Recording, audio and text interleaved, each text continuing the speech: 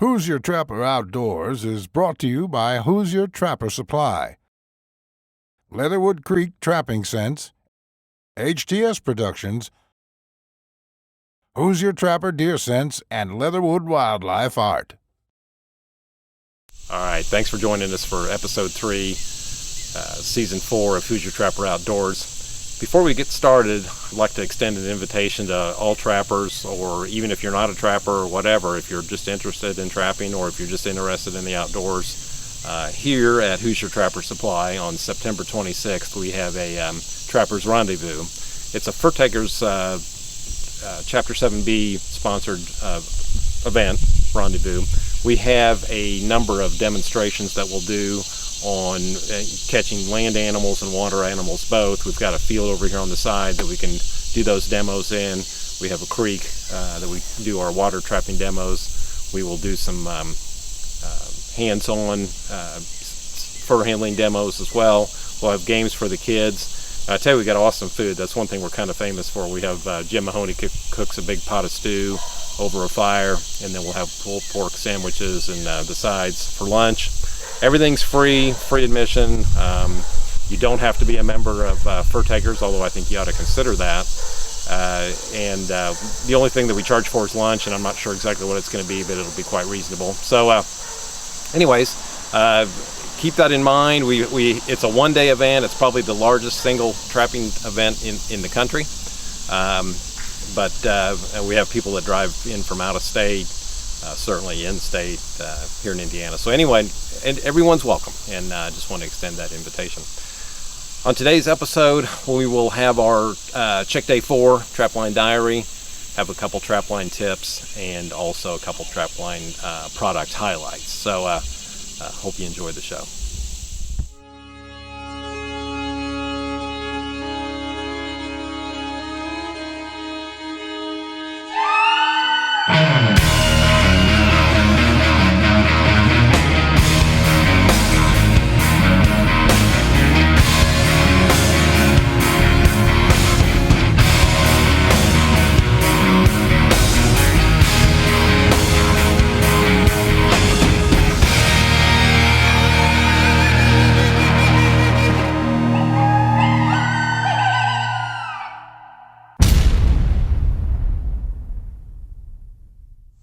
Okay, for this product highlight, I'm going to talk about conibear brackets, body trap brackets. Got the killer clip like this here,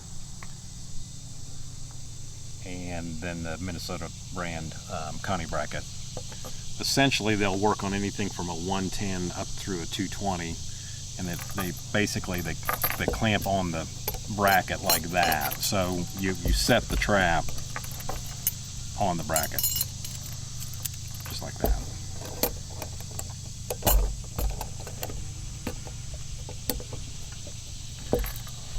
The both of them put a hole in the bottom where you could screw these down onto a log. So if you're martin trapping, bridge abutment trapping for mink, whatever, it doesn't really, whatever you're trapping, or the larger conibears for coon or whatever, you can fasten them down and make it quite simple to hold your body trap up. Certainly smaller and more reasonable than the big H-frame brackets.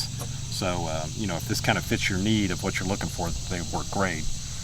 Couple ideas on these.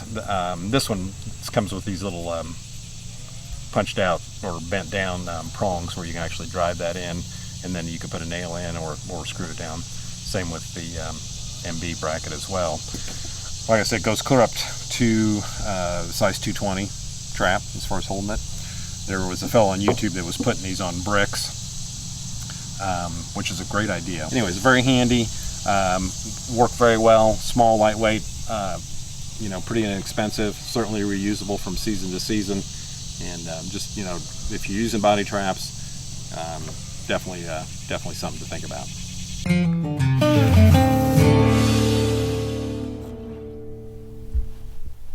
All right, check day 4 here. Very first location, checked it out. It's still kind of dark, so Dad walks up through here and looking at the set and stuff, and got a gray fox hiding back here. This is a set that's produced just about every year using top dog predator bait Vixen Elixir and long distance. So, you know, Justin said at the beginning of the trip, Gray Fox Madness. I think it's happening. Yeah. And it's New Year's Eve. Yeah, it's New Year's Eve today, so cool. First location, we're happy. Yep, it's awesome. Should Great way to start the day out. So, not as cold last night. About 35 when we left the hotel this morning. So yeah, hopefully the rest of the day pans out like this. We got a lot of skinning to do.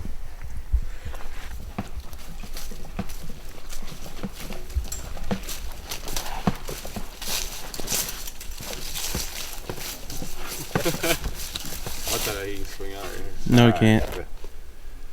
Jake, you broke the string, bud. Last year was Yep. a goose egg on cats, and finally you broke it. So awesome, awesome. Number 2 bridge are doing the job. They just can't resist that top dog bait. And what else we're using? Finicky or Finicky feline, a little bit of long distance. Good job. that is awesome. Take care of him and remake. Yep. And then this same set called a Gray Fox last year. yeah. All right. While Jake's doing the remake here, I'll talk about this a little bit on the cat here. He's kind of up against a tree. Clearly more of a, definitely not a coyote type set with that big tree there and the backing, and it's kind of a, you know, hybrid flat set, little pocket for some bait, maybe even considered a little bit of a rub set, you know, for a cat. But anyways, this location here with this row of pine trees, we've talked about this before. Justin caught a gray here a couple days ago, but as you can see, it's just a growing up logging road or fire trail here in the forest that these pines have grown up and just created this natural habitat for all kinds of birds and stuff for these cats to come in here and hunt. The very first year we were here, we caught a cat on here, and since then we've caught several cats. Now last year obviously we blanked out because we didn't catch a cat last year, but this location right here has just been excellent location really for all predators, coyotes, gray fox, and bobcats, but particularly bobcats consistently producing. So just a great spot. And I mean, if you look around us, it's all pretty much hardwoods, and then you just got this standout here with these pine trees. So that clearly is the standout landmark and the standout place where the food or prey of these cats is going to be. So just kind of a no-brainer to set these. But anyways, just a great spot. History has told us that this spot, as long as we're coming down here, we'll continue to set this location. So just a great spot.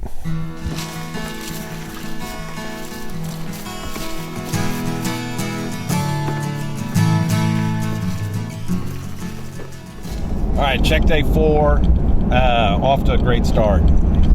Jake's the man of the day so far. It's only a little after 8 this morning, 8 o'clock, but he's still the man of the day. Gray fox first stop, and a bobcat on the last stop on our one line there. So anyways, we're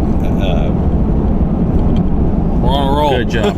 Yeah, we're on a roll. So we Meeting up with the Arkansas boys now. meeting up with the Arkansas boys and see what they've done.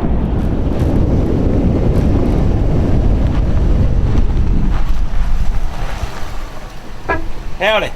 How you doing? Doing all right? You guys catch anything? No. No. Jake tagged up today on 2 sets. Gray fox and a bobcat. Bobcat? Nuh-uh. We broke this curse. Oh. Really? Yeah. They don't believe us. They gotta check it out. See you in there? Yeah. What you needed. Good job, Jake. Nice. Finally. Yeah, broke it. Hey guys. Okay, we got a trap missing here out of the trap bed. Dirt hole. Last year, Charlie caught a coyote at this intersection here. It's a nice trail coming down off there. It's gated off. Kind of more of a main road over here, and coyote took off with the dragons just right over here by this tree.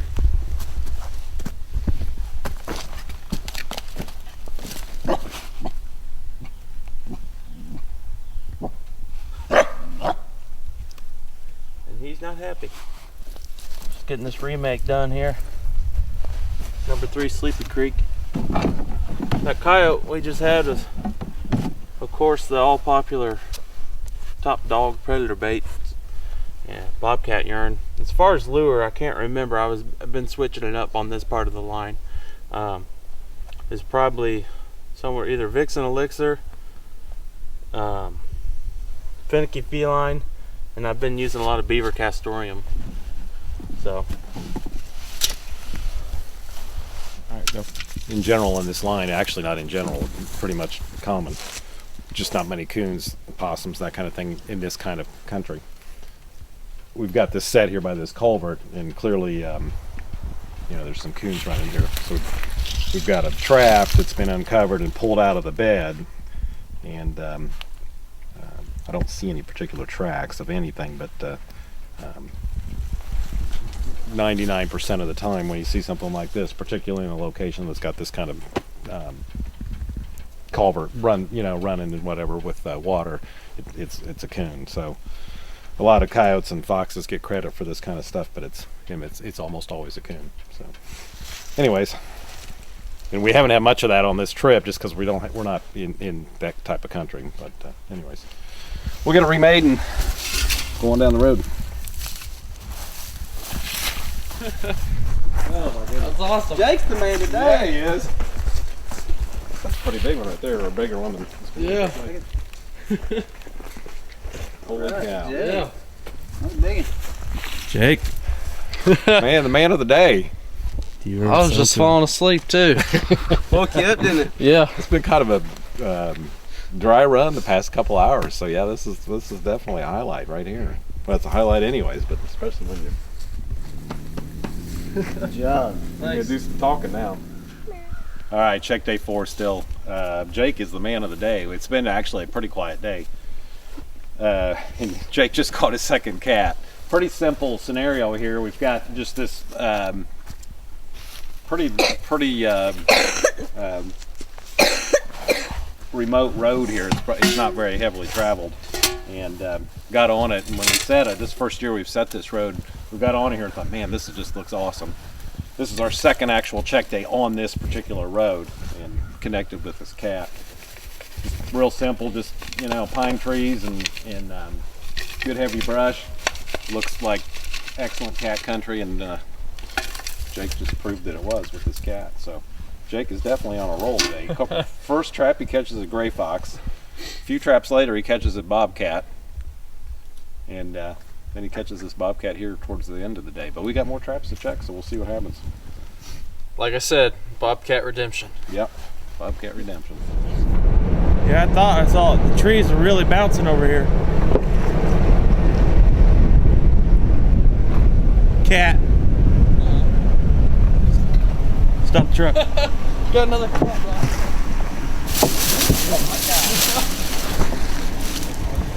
Yeah, it is. He's got a lot of room. He can reach the door.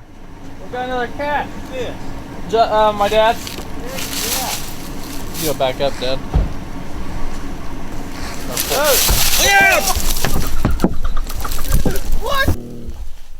All right, hey, this day just continues to get better. Third cat today. We're coming up this road. First, second check day on this road. This cat is, as you can see, is on probably 12 foot of chain here, and he's got free rein. So, anyways, he actually ran under the truck, and Justin's on the hood of the truck filming as we drive up here. We didn't know the cat was in the set, so pretty cool. Pretty cool scenario here. The set, top dog, bobcat urine, finicky feline, and some beaver castorium. So anyways, we got to get this cat taken care of, and so we can at least go up and turn around. He's sitting in the road. Good job, Charlie. All right, end of the day. Check day 4. Getting ready to do some skinning. Pretty good day. Coyote, gray fox, 3 cats. So not quite like yesterday in terms of numbers, but in my view, definitely better with the 3 cats. So we broke our goose egg of last year with the 0 cats. The first time in all these years of going on a trip and never catching a cat. So 3 today. Thanks to Jake. Jake caught 2. So and the last catch we made was a cat. So pretty cool, pretty awesome day. So we got 2 more check days left, and then unfortunately we're gonna have to head for home. Jake's got to be in school on Monday. You guys probably gonna be at school on Monday too, don't you? So Yeah. anyways, back to reality come Monday. Yep. Done. One thing to add too about trapping, it's about the only thing that you can bring people together, because otherwise Razorback and IU fans don't usually mingle, but as far as trapping goes, now we're best buds. Still go Hogs. Go Hogs, go Hoosiers.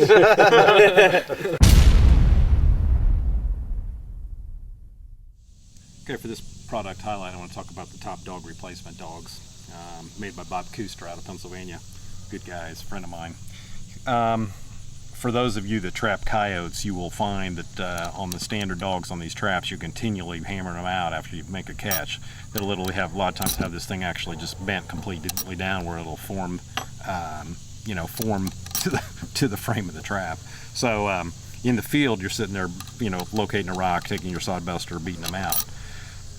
These will eliminate the vast majority of that problem. And I mean, you can see the difference in the thickness of the 2 dogs, how much thicker this is.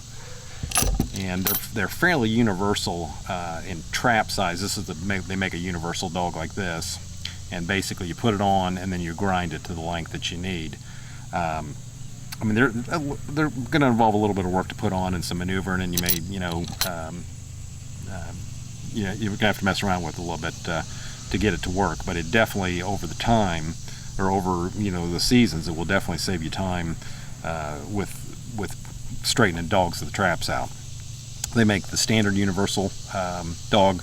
This one here is more for offset type trap, although this one will work on the offsets as well. They make one for CDRs, and then they also make one for long spring traps. So as all of you that trap coyotes know how hard a coyote is on a trap, and particularly that dog right there, it definitely helps eliminate that problem. So if you haven't given them a try, you might consider it. They're definitely like I said, over time will definitely save you trap line time when you're not sitting there beating out the dogs on these traps to straighten them out. So, all right, our new catalog, our 2015-2016 catalog is available.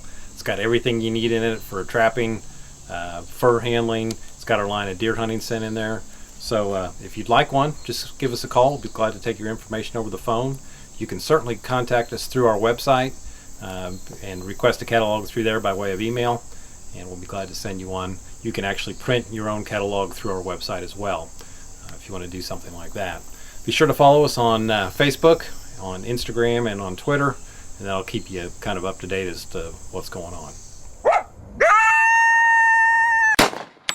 Join us on September 18th for an all-new episode of Who's Your Trapper Outdoors.